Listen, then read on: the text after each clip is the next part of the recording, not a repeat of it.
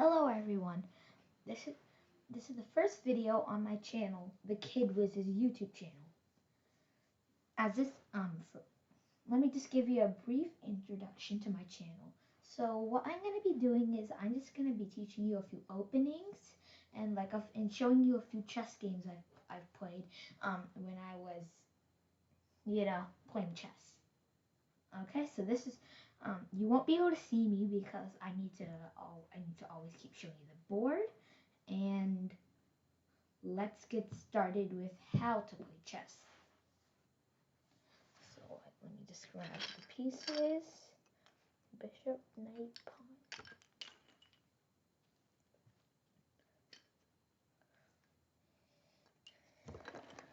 Okay, sorry about that. Okay, now because I have the pieces, let's start. So the first piece we're going to learn about is the king. The king is the most important piece on the board. It is your job to checkmate your opponent's king. Your king has certain privileges, and but he is the weakest piece on the board because he can only move one square at a time in any direction. The king can move here, here, here, here, just in all the squares around him. Next, we have the rook. The rook is a piece that can move side to side or up and down. It can move in any direction along its line of sight. It can capture its opponent's pieces, but looking at this, it cannot capture the king because it is one of your own pieces, so you can't capture it. So now we have the bishop. The bishop, it can move diagonally in any way in its line of sight. So it can move here, here, here, and here, like anywhere along this diagonal as long as it can. Okay, next we have the knight. The knight is the most complicated piece and the hardest to understand because it moves in an L shape. So in any way, it's just two. I like to consider it 2 in 1. So you can do the 1 and 2 first. No, first you can do the 1, then you can do the 2, or you can do the 2, then do the 1, like this. 1, 2, 2, 1, 2, 1, 1, 2, 1, 2. No, 2, 1, 1, 2, 1, 2, and 2, 1. So the knight, it can jump in any way in an L shape. Where was it? Okay, here. Okay, so now we understood the basics of the knight, the bishop, the rook, and the king. Now we have 2 more pieces left. This is the queen. The queen, like the king, can move in any direction, but instead of only being able to move 1 square at a time, it can move throughout the entire board.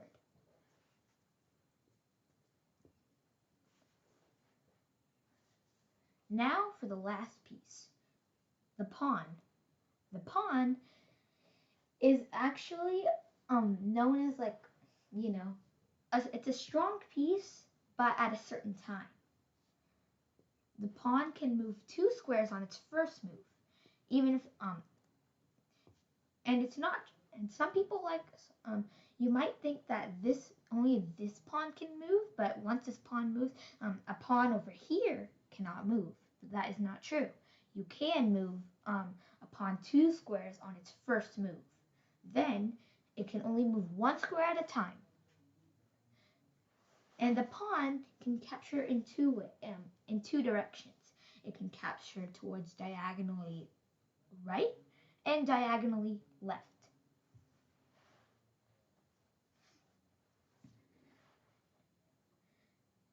Now because we covered all the pieces, now we're going to go over algebraic notation. This is also, people like to call this notation, or or whatever you like to call it, PGN, whatever. So these are called the ranks. Think about like an army.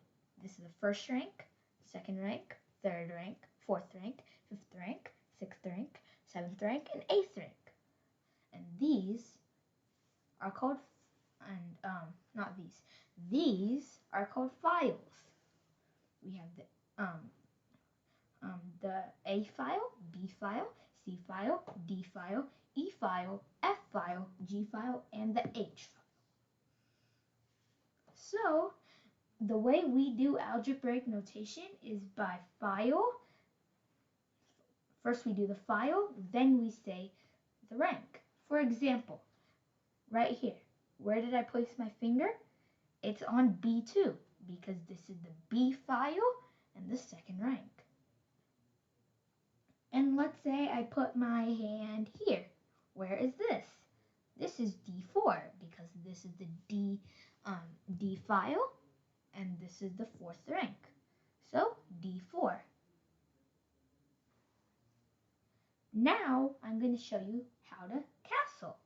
Castle is one of the most important moves in chess because not only does it put your rook into action, but it puts your king on the side of the board where it's safe.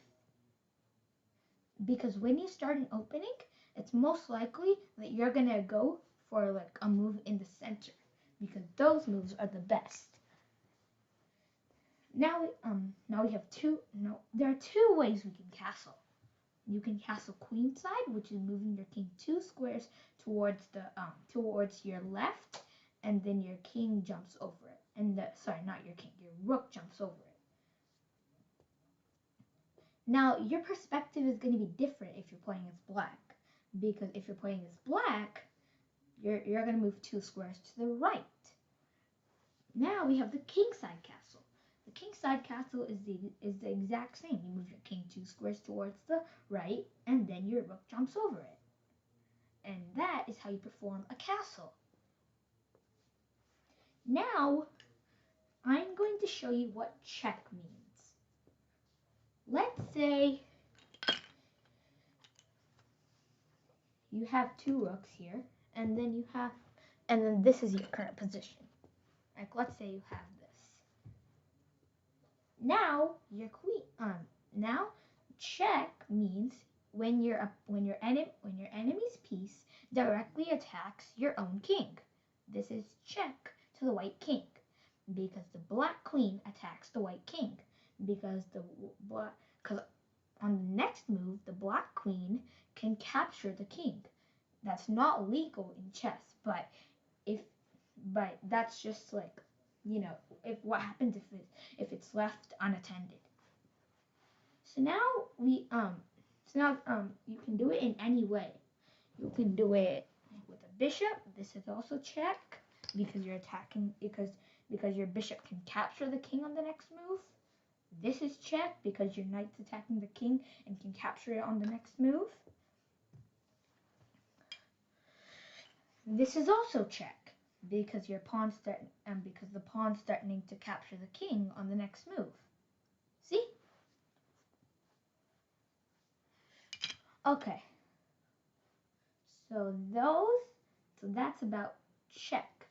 Now I'm going to tell you that there are 3 ways to get out of check. The first way is to move your king, which is the most popular way because that always occurs. But you can also capture the attacking piece. Right now, the queen's attacking the king. It's checking the king. But the rook can move to e5 and capture the queen. And then now the king is out of check. Now this is the third way. You can put a piece to interfere between the queen and the king. Just note that it's not possible to block a check with the knight because the knight can jump over and it doesn't have a line of sight.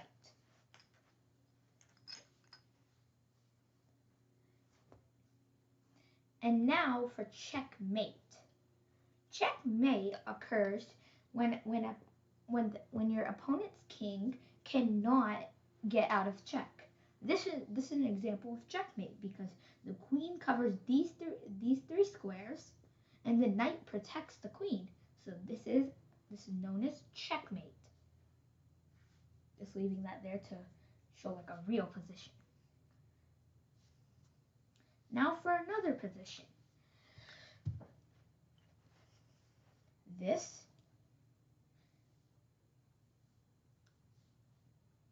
is also checkmate because your opponent's king cannot move anywhere. This pawn protects this square. The queen protects the entire light square diagonal, and he can't move down because this pawn is here. It's not realistic, but I'm just trying to give you an example. So that's checkmate. Now for the last kind of way you can win a chess match. No, you can. There are also ways you can draw a chess match. For example, let's say there's a queen and rook on the board. Let's say this is the game, and the king has just moved. Your queen's checking the king on g1. You move your king to h1, and now if your opponent decides to move rook to g2, this is known as stalemate because your king cannot move anywhere without being checked. There is another way that a chess game can end in a draw. It can end by insufficient material. What that is that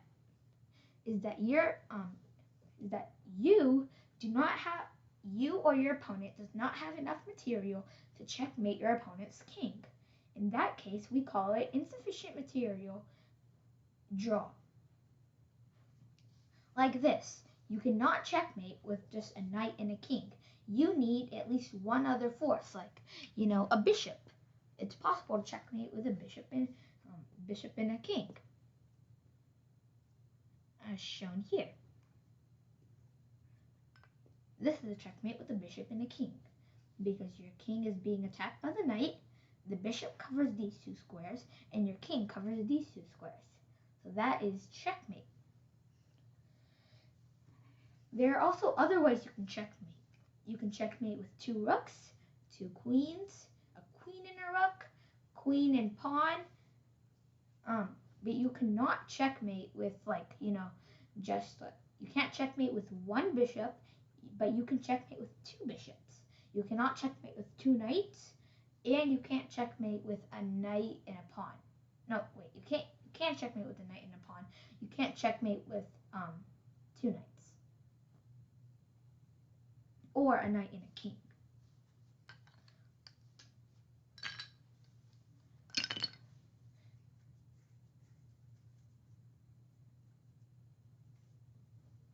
Okay, so that's it. That is just a basic way to learn how to play chess. But there is one more special move that I need to teach you. This move is called en passant. It occurs when your pawn has advanced farther than it is. On your first move, you can move it 2 squares, as black did. Now white decides to advance another pawn, so he advances it.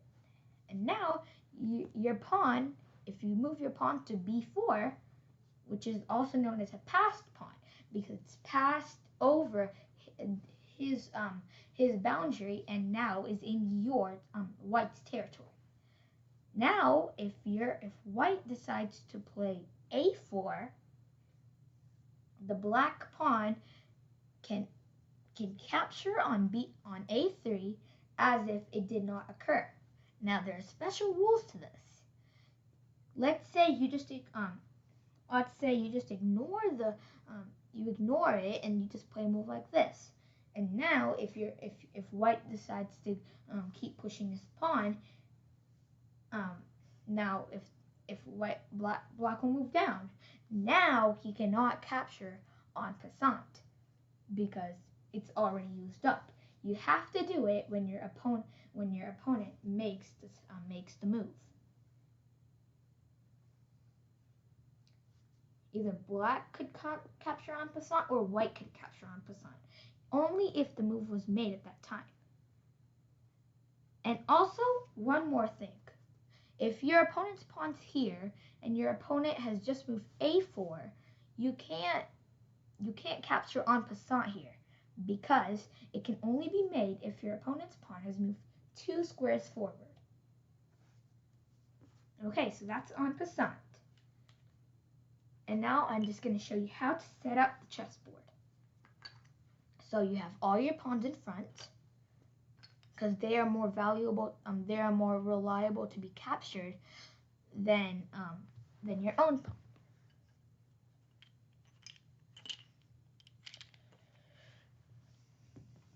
And also one last thing. I'm sorry, I keep forgetting about this. It's called pawn promotion. If you manage to get your pawn all the way to the other side of the board, not 8th rank or 7th rank or something like that, because it varies based on which color you are. You can promote to either a rook, a knight, a bishop, or a queen. Okay, now that that's covered, we can go over how to set up the chessboard. So you keep all the minor pieces, all the pieces, like all the main pieces in the back, because you don't want them captured on the first move. Unless it's a trade, you don't want them captured. And there are different amount of points for each piece on the chessboard. A pawn is worth 1 point. If you're because if a game suddenly stopped, the winner is either who has a better position or who has the more points. And now we have a knight. The knight is worth 3 points along with the bishop. Some people might make it 3.5 or something like that. The rook is worth 5 points, and I think the queen is worth 9 points. The king, it doesn't matter how much the king is worth, because if you get the king, you win the game. So just consider it like infinity or 1,000 or something like that. And once again, the pawn is worth 1 point. And there you have it. That's how to play chess. Thank you for watching, and I'll see you in the next episode.